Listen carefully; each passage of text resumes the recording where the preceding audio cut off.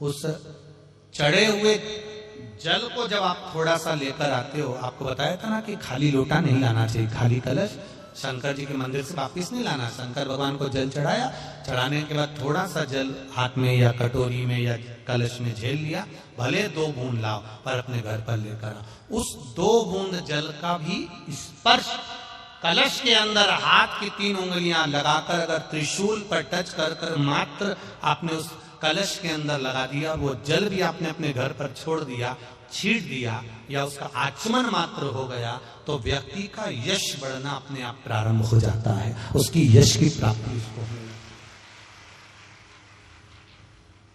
उसको यश की वृद्धि होने लगती, उसको यश की प्राप्ति होने लगती। त्रिशूल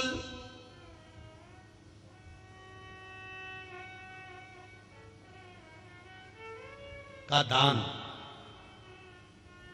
त्रिशूल का स्पर्श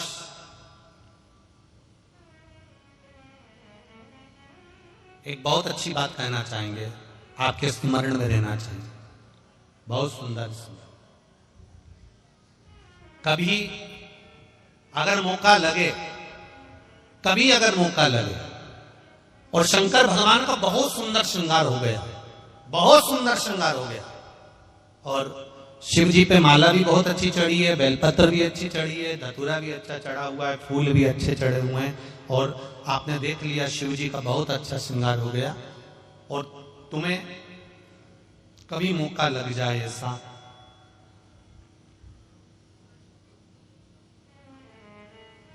और तुम्हारे पास में एक अच्छी सुंदर सी माला हो पुष्प की,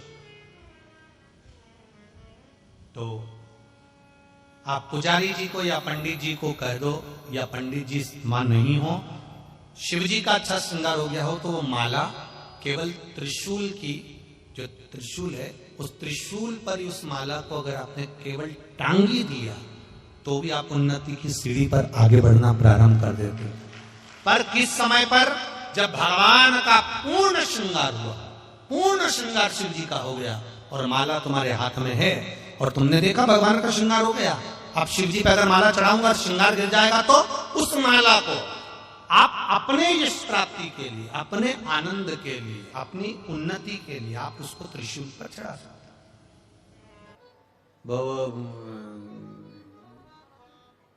प्रहलाद की जो बुआ थी, उसने दुनिया के लोगों ने कहानी गलत कर दी, पूरी कहानी गलत बताई। अगर दुनिया के लोग सही कहानी बताते तो भतीजा और बुआ का संबंध खराब नहीं होता। कहानी गलत थी ना।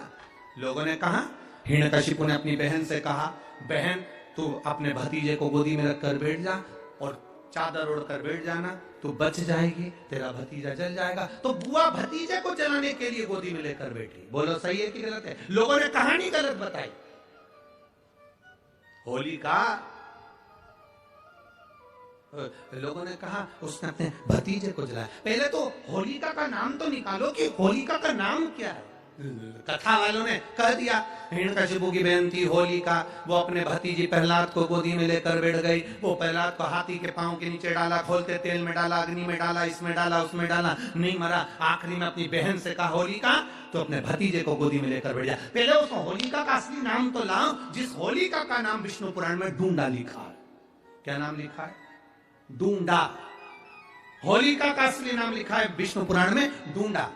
इसलिए आज भी होली में लकड़ी नहीं जलाई जाती, मोटे मोटे ढूंढ जलाए जाते हैं, क्योंकि उसका नाम ढूंढा है।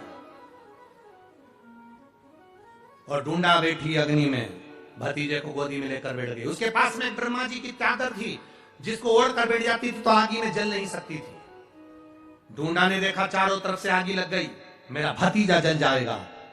तो बुआ को लगा मेरा भतीजा जल जाएगा। बुआ वो होती है जो दुआ देती है, बुआ कभी बद्दुआ नहीं देती है। और ढूंढा ने अपनी चादर को उतारा, आगी चारों तरफ से लग गई। बुआ को लगा मेरा भतीजा जल जाएगा, तो अपनी चादर उतार कर अपने भतीजे पे डाल दी और बुआ खुद जल गई, पर अपने भतीजे को नहीं जलने दिया। ये कथा है, पर लोगों ने उसको पूरी पलट दिया, पूरा पलट। बुआ कब चलाई अपने भतीजे को? आप में से इतनी सारी बुआ बैठी हैं, कभी अपने भतीजे को अपशब्द कहा? कभी अपने भतीजे को श्राप दिया? कभी अपने भतीजे को बद्दुआ दी? नहीं। जब भी बोलती हो मेरा भतीजा खूब फले फूले, भगवान कृपा करे, मेरे भाई जैसा नाम कमाए, मेरा भैया कितना नाम कमाता वैसा मेरा भतीजा नाम कमाए, तो भतीजे को चाहिए जब बुआ घर में आए तो अपने मम्मी पापा से कहना, पापा मम्मी 2 साड़ी देना, क्योंकि अब मेरी नौकरी लग गई है, मैं कमाने लगा हूं, मैं कमा रहा हूं, इसलिए मम्मी एक काम करना, 1 साड़ी पापा देंगे अपनी बहन को और 1 मैं दूंगा अपनी बुआ को। तो मम्मी कहेगी तू अपनी बहन को देना, बुआ को क्यों दे रहा है? तो कह देना अगर आज मैं दूंगा तो उसके भी भतीजे उसको देंगे। ये हमारे यहां क्रम चालू होना चाहिए।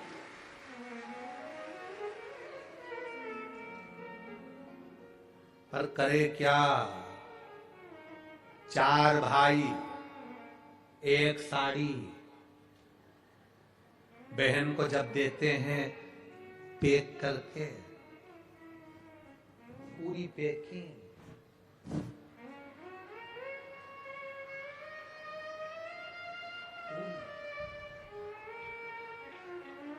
अच्छी बढ़िया वाली साड़ी अगर ढीली ढीली दिखे तो उसमें कपड़ा भी फंसा दे, काका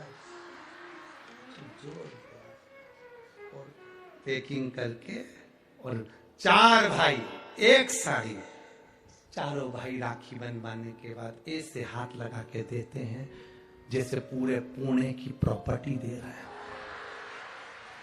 पूरे पुणे की प्रॉपर्टी।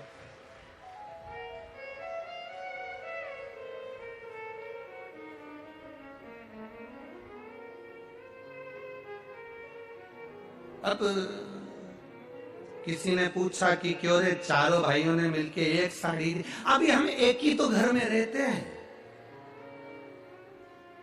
सब एक हैं, तो एक काम करा करो, 1 थाली खाने की लगाओ, 1 भाई खाना खाए, बाकी के सब टच करके बैठ जाओ। एक ही जगह तो रह रहे हो, एक ही थाली में कहा। तुम्हारे टच करने से 4 भाई का 1 साड़ी में हिस्सा हो गया, तो तुम्हारा समोसा तुम खाओ, बाकी के 3 भाई टच करके बैठे, पेट नहीं भरा है। अपने को क्या करना? अपन तो अपनी साड़ी ओढ़ो दादा, करो क्या उसको, चित्त क्या, विचार करिए जरा, भरोसा अपने भतीजा कहे नहीं देव, बहन बेटी को देने से कभी घटता नहीं है, कभी नहीं घटेगा, जिंदगी भर नहीं घटेगा। क्या घट रहा? शिव को दिया कभी नहीं घटता, संत को दिया कभी नहीं घटता, और बहन बेटी को दिया, गौ माता को दिया, कभी नहीं घटता, कभी नहीं घटता।